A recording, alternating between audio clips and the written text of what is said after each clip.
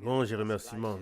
Nous pourrions encore et toujours chanter la même chose pour rendre gloire au Seigneur, car il est notre Seigneur que nous louons. Il est celui à qui revient la gloire, la louange et les chants de louange. Il a placé dans nos cœurs que nous puissions le louer. Je ne sais pas, mais mardi soir, ici en bas, nous avons eu une petite séance de cantiques et cela a réjoui nos cœurs. Nous avons tous été très bénis. Savez-vous, dans les cantiques, il y a déjà la bénédiction, car c'est ainsi que nous louons notre Seigneur. Et là où on le loue, il n'est pas loin, mais il habite parmi la louange de son peuple. C'est ce que l'Écriture dit. Et nous sommes reconnaissants de pouvoir à nouveau le louer. Je suis encore très reconnaissant à Dieu aussi pour hier soir, pour la prédication et pour la traduction. Oui, c'était étrange. C'est étrange. C'était une courte prédication, mais une prédication ointe, si puissante. La vérité absolue qui est bel et bien là. L'Éden de Satan. Oui. Oh. Nous avons en effet vu que tout ce que l'Esprit de Dieu a dit est vrai à 100%. Ce que Dieu dit est absolu. C'est vrai. C'est exact.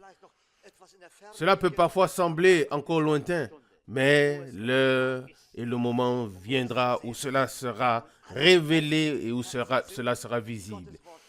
Et tous ceux qui ont le cœur sincère, qui aiment la parole de Dieu, qui ont reçu, oui, sa parole, et ont les yeux ouverts, ils peuvent voir que c'est la vérité. Tous les autres passeront dans tous les cas sans rien voir. Mais nous, en tant qu'enfants de Dieu, nous devrions être heureux et reconnaissants de ce que le Seigneur ait ouvert nos yeux. Nous ne nous glorifions pas d'être quelque chose de spécial, mais nous pouvons dire que nous sommes ce que nous sommes par la gloire de Dieu et nous sommes là pour exalter le nom du Seigneur. Et ici, David dit dans le psaume 145, verset 1, « Je veux t'exalter, mon Dieu, toi le roi. » Oui, et j'aimerais dire que nous voulons nous joindre aux psalmistes. Nous ne voulons pas seulement le dire, mais nous voulons aussi le faire. Exalter notre Dieu et notre roi, notre Seigneur, notre Sauveur, notre Rédempteur. Oui, c'est bien là la raison pour laquelle nous nous réunissons. N'est-ce pas, frères et sœurs? Oui, c'est bien ça le but. Il dit, verset 1, « Je veux t'exalter, mon Dieu, toi, mon roi. » C'est ce que David a exprimé. Et je pense que ce n'était pas des paroles vides, mais que cela venait du fond de son cœur. Et c'est pourquoi il a pu le dire ainsi. Et cela doit également venir du fond de notre cœur pour que nous puissions le dire. La suite du verset 1, « Et louer ton nom. » Combien de fois? Combien de fois? Combien de temps? Toujours et à perpétuité. Toujours et à perpétuité. Toujours louer le nom du Seigneur. Est-ce possible, frères et sœurs? Est-ce possible pour nous ou non? Eh bien, cet homme s'est donné pour résolution de le faire. Il l'a exprimé haut et fort. Il l'a dit. Et cela résonne jusque dans nos jours. Voyez-vous? Cela parvient jusque nos oreilles ce matin. N'est-ce pas merveilleux? Ce que les hommes de Dieu ont dit, ouais, par le Saint-Esprit, subsiste jusqu'à nos jours. Ce n'étaient pas ces hommes, mais c'était l'Esprit de Dieu qui les a conduits pour le faire. Et ce matin, nous pouvons le considérer. Et je pense que cela n'a pas été donné au hasard, mais ça accomplit son but encore ce matin. Verset 2, chaque jour. Oui, chaque jour, chaque jour. Chaque jour, je te louerai et je glorifierai ton nom à perpétuité. Chaque jour. Est-ce que nous le faisons, frères et sœurs? Faisons-le ainsi, frères et sœurs. Est-ce le cas pour nous ou n'est-ce pas le cas? Nous devons être honnêtes à ce sujet, que chacun s'examine lui-même. Mais je pense que cela devrait être dans notre cœur. Mais je vais vous dire quelque chose. Je pense qu'aucun jour ne passe où nous ne pensions à lui, où nous n'élevions son nom et où nous ne le louons. Même si parfois notre situation semble désespérée ou quand nous traversons de nombreuses épreuves, je dois dire, depuis que Jésus est entré dans ma vie, je pense chaque jour à ce qu'il a fait dans ma vie et je loue son glorieux nom. Il est dit ici au verset 3, « Le Seigneur est grand et digne de louange et sa grandeur est insondable. » Verset 4, « Que chaque génération célèbre tes œuvres et publie tes hauts faits. » Verset 5, « Je raconterai la splendeur glorieuse de ta majesté et je chanterai tes merveilles. » Verset 6, « On parlera de la puissance redoutable et je raconterai ta grandeur. On proclamera la gloire de ton immense bonté et on célébrera ta justice. Louange et gloire soient rendues à notre Seigneur. Verset 7, on proclamera la gloire de ton immense bonté et on célébrera ta justice. Je pense que nous pouvons aussi le faire ce matin. Que l'Esprit de Dieu nous conduise tous à le faire. Oui, remettons-nous tous entre ses mains, sous sa conduite, sous sa direction. Qu'il soit avec nous. Frères et sœurs, rencontrons-le ce matin avec joie. Ouvrons notre bouche et nos cœurs. Levons-nous maintenant et faisons-le. Mon Dieu. Père, nous te remercions du fond de notre cœur de pouvoir être ici ensemble ce matin. Seigneur, nous venons vers toi avec le cœur courbé. Nous venons à toi et nous voulons dire avec David, je t'exalterai mon Dieu, toi mon roi, et je louerai ton nom à perpétuité. Chaque jour, je te louerai et je glorifierai ton nom à toujours et à perpétuité. Seigneur Jésus, accorde-le nous par grâce. Accorde que du profond de nos cœurs, nous puissions te louer toujours au Seigneur. Que nous te chantions des louanges, Seigneur. Au lieu de toute autre chose, Seigneur, que la louange jaillisse et que l'action de grâce te soit rendue, Seigneur. Ôte de nous, Seigneur Jésus, tous ceux qui t'empêchent d'agir dans ma vie, dans mes pensées, Seigneur, et dans la vie et les pensées de chacun de nous, Seigneur. Purifie-nous, Seigneur, afin que notre intérieur, ce qui est au plus profond de nous, Seigneur, soit pur et saint devant toi. Seigneur, nous te remercions encore une fois pour tes paroles puissantes d'hier soir, à travers ce message puissant, ô Seigneur. Nous voyons que tu n'as pas abandonné ton peuple, mais que tu as parlé, ô Seigneur. Tu as repris ton serviteur, mais ta parole est restée. Alléluia. Nous louons ta grâce, nous glorifions tes miracles que tu as accomplis aussi en nos jours et aussi parmi nous, Seigneur. Pour cela, nous te donnons l'honneur, la louange, la gloire et l'adoration. Seigneur, sois avec nous aussi ce matin. Bénis-nous tous, ô Seigneur. Telle est ma prière et ma supplication. Nous venons tels que nous sommes dans le précieux nom de Jésus-Christ. Alléluia. Amen. Amen. Louange et remerciements soient rendus au Seigneur. Ma voix n'est certainement plus aussi bonne que je le souhaiterais. Vous savez que le dernier week-end était très fatigant en Sicile. Les gens du Sud sont un peu différents que nous. Chez eux, une réunion doit durer 3 ou 4 heures. Et quand la réunion est terminée, ils ne rentrent pas chez eux. Loin de là.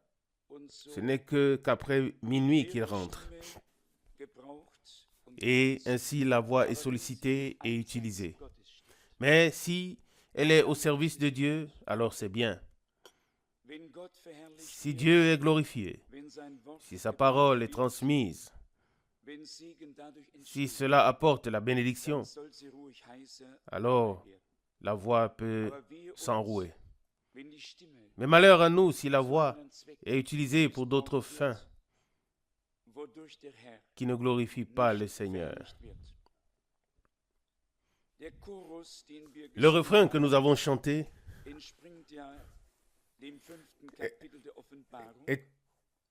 correspond au 5e chapitre de l'Apocalypse. Nous l'avons entendu il y a quelques jours avec Frère Schmidt. Et je l'ai mémorisé autant que possible. Et aussi la mélodie, et nous l'avons simplement chanté hier soir ici. Ça se trouve dans Apocalypse chapitre 5, verset 2. Puis je vis un ange puissant qui criait d'une voix forte.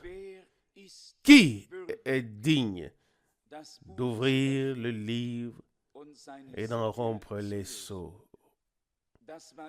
C'était la question. Qui est digne d'ouvrir le livre et d'en rompre les sceaux? Verset 3. Mais personne dans le ciel, ni sur la terre, ni sous la terre, ne pouvait ouvrir le livre, ni de le regarder. Verset 4. Et je pleurais beaucoup, parce que personne ne fut trouvé digne d'ouvrir le livre, ni de le regarder. Ce fut l'expérience de Jean sur l'île de Patmos.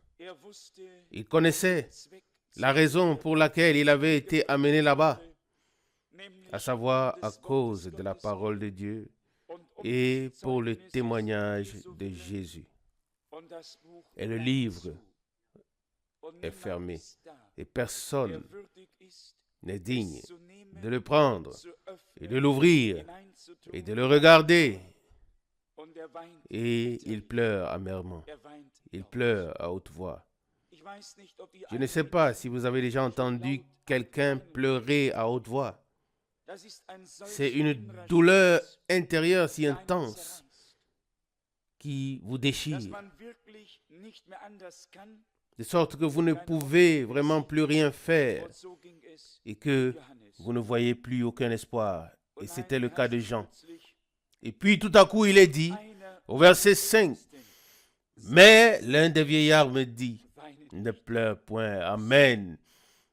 Voici le lion de la tribu de Juda, le rejeton de David, a vaincu pour ouvrir le livre et ses sceaux. Amen. » Quel moment cela a dû être alors, au moment où l'un des vieillards est venu à lui et lui a dit, ne pleure point. Et il avait la réponse à cette question. Il n'a pas seulement dit ne pleure point, mais il dit, voici, c'est comme une prophétie. Verset 5. Voici le lion de la tribu de Juda, le rejeton de David, a vaincu pour ouvrir le livre et ses 7 sceaux. Les pleurs de Jean cessaient. Une paix et une joie profonde ont dû envahir son cœur. Et nous connaissons la suite de l'histoire.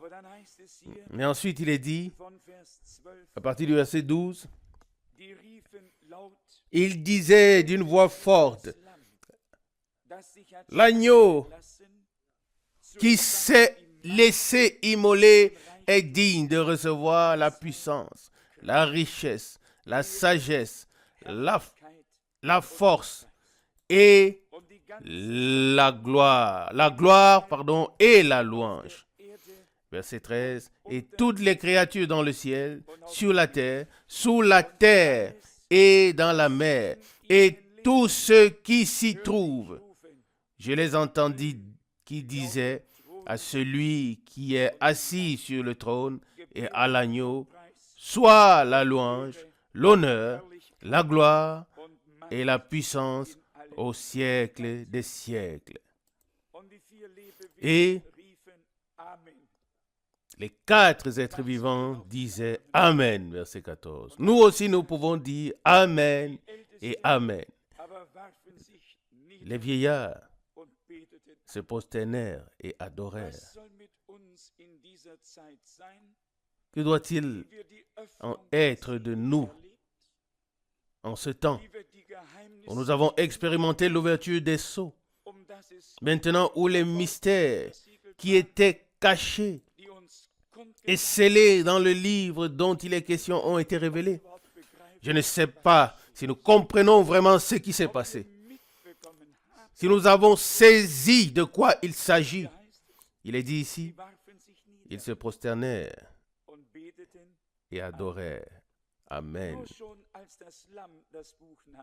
Seulement lorsque l'agneau a pris le livre. Nous savons qu'en mars 1963, les sceaux ont été ouverts. Le Seigneur venait chaque jour vers midi dans la colonne de feu pour ouvrir un sceau à Frère Branham pour le révéler. Nous avons tout entendu. Nous sommes-nous alors prosternés? Avons-nous adoré? Avons-nous rendu à Dieu le remerciement qui lui est dû? Qu'avons-nous fait de ce que Dieu nous a confié? Amen. Quelle valeur avons-nous accordée aux choses que nous avons reçues de lui? Je dois avouer honnêtement que lorsque j'ai entendu ce refrain chanté par des gens qui n'avaient pas encore entendu parler de l'ouverture des sceaux, qui n'avaient aucune idée de ce que c'est, mon cœur a été ému et j'ai pensé, ça c'est le refrain que nous devrions chanter car nous l'avons expérimenté. Tu es digne, tu es digne, tu es digne, ô Seigneur, digne de recevoir la louange, l'honneur, la gloire et l'adoration. Tu es digne, ô Seigneur. Alléluia.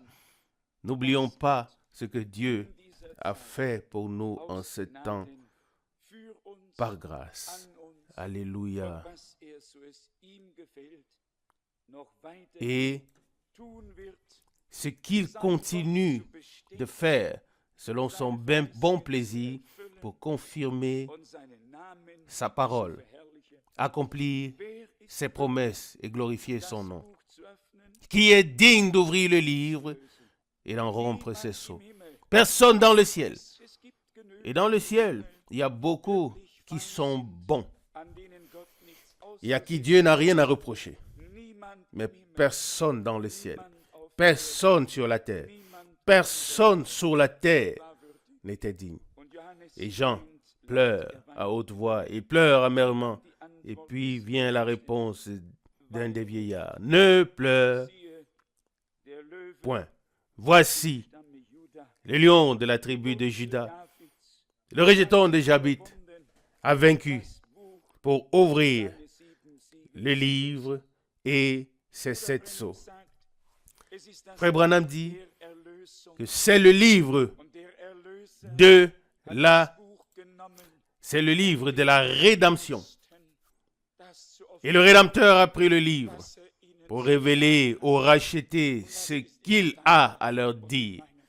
Et cela s'est produit dans ton époque, dans la mienne, à cause de toi, à cause de moi, à cause du peuple de Dieu. Alors ne pleure point. Il a vaincu. Il a pris le livre et l'a ouvert. Amen. Il est dit ici, verset 6, « Et je vis au milieu du trône et des 4 êtres vivants, d'une part, et des vieillards, d'autre part, je vis un agneau qui était comme immolé. » La chose était toute fraîche, toute nouvelle devant les yeux. Il n'a pas vu l'agneau comme s'il avait été immolé à un moment passé. Il voyait l'agneau devant lui, le crucifié, comme s'il venait d'être cloué à la croix. Pour nous, les choses sont parfois si lointaines, mais lui, il a vu le Seigneur devant ses yeux, comme s'il avait regardé comment il le clouait à la croix et lui perçait le côté. Un agneau, comme s'il venait d'être immolé. Il est dit ici au verset 8, « Quand il eut pris le livre, les 4 êtres vivants et les 24 vieillards se prosternèrent devant l'agneau. Chacun d'eux avait une harpe et des coupes d'or remplies d'encens, qui sont les prières des saints. » Verset 9. Et ils chantaient un cantique nouveau en disant, « Tu es digne de prendre le livre et d'en ouvrir les sceaux, car tu t'es laissé immoler et tu as racheté pour Dieu, par ton sang, des hommes de toute tribu, de toute langue, de tout peuple et de toute nation. Et tu as fait d'eux un royaume et des sacrificateurs pour notre Dieu, et ils régneront sur la terre. » Alléluia. N'est-ce pas là une parole glorieuse? Les 24 vieillards et les 4 êtres vivants se prosternèrent devant l'agneau au moment où il prit le livre pour ouvrir les sceaux. Ils avaient des harpes d'or ou des accessoires, ou des accessoires et des harpes, mais une chose était la chose principale, essentielle, l'adoration qu'ils rendaient à l'agneau. Peu importe le nombre d'instruments que nous jouons, le plus important, c'est l'adoration à celui qui s'est laissé immoler, qui a versé son sang, qui seul est digne de revendiquer sa propriété, et de se révéler aux siens, de leur révéler sa volonté et sa parole. Et à lui revient la louange. Et s'il est écrit que tous ceux qui sont dans les cieux et sur la terre, toute la création s'est jointe à cette louange, tout genou fléchira et toute langue confessera que Jésus-Christ est le Seigneur. Que Dieu nous bénisse et transforme nos pleurs, notre misère, notre détresse en une véritable adoration inspirée par l'Esprit, qui puisse être déposée dans l'ascensoir de l'autel pour être présentée au trône de Dieu. Amen. Dans la présence de Dieu, nous pouvons le remercier pour ce qu'il a fait. Car nous témoignons et confessons que Dieu a fait de grandes choses pour nous tous par grâce. À lui soit la gloire. Amen. Amen. Je pense que nous pouvons déjà adorer et nous allons le faire tout de suite.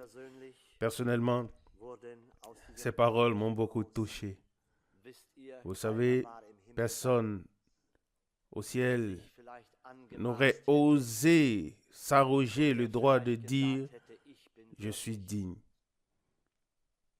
Mais vous savez, tous savaient que l'honneur et la louange revient à quelqu'un d'autre.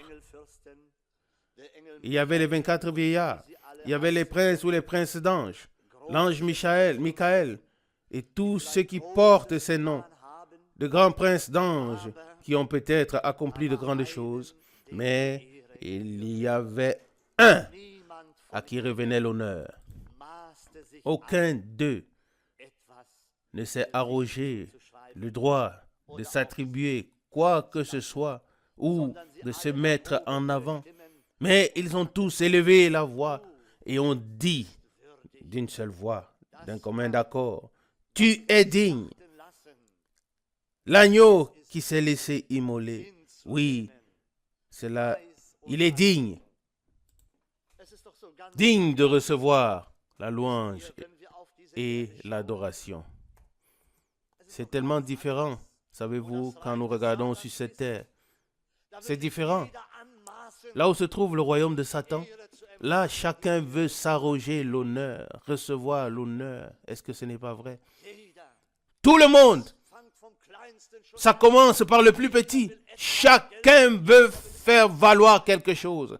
Chacun veut recevoir les honneurs. Mais ici, dans le ciel, nous voyons la grande différence. La grande différence. Personne n'était là pour dire « Je peux faire mieux. » Et j'en suis digne.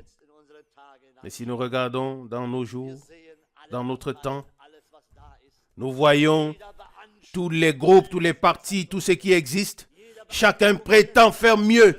Chacun prétend pouvoir tout faire mieux que les autres. Ils se battent, ils se combattent. Oui, ils se disputent parce que chacun veut être quelque chose. Et au fond, s'ils se rendaient compte qu'ils ne sont que des pauvres mortels, savez-vous, même pas les grands princes des anges n'ont revendiqué quoi que ce soit. Nous non plus. Nous ne pouvons rien revendiquer. Nous savons à qui revient l'honneur. Nous savons à qui revient la louange. Je l'ai déjà dit au début, dans l'introduction. Le cantique m'a tellement touché hier soir. Nous avons été tellement bénis. Je ne sais pas ce qu'en était de vous, ce que vous avez ressenti, frère. Mais l'Esprit de Dieu était tellement présent pendant que nous chantions. Nous ne connaissions même pas très bien les paroles, mais la présence de Dieu était là. C'était si beau, si merveilleux. Je ne sais pas ce que vous avez ressenti, vous qui avez écouté.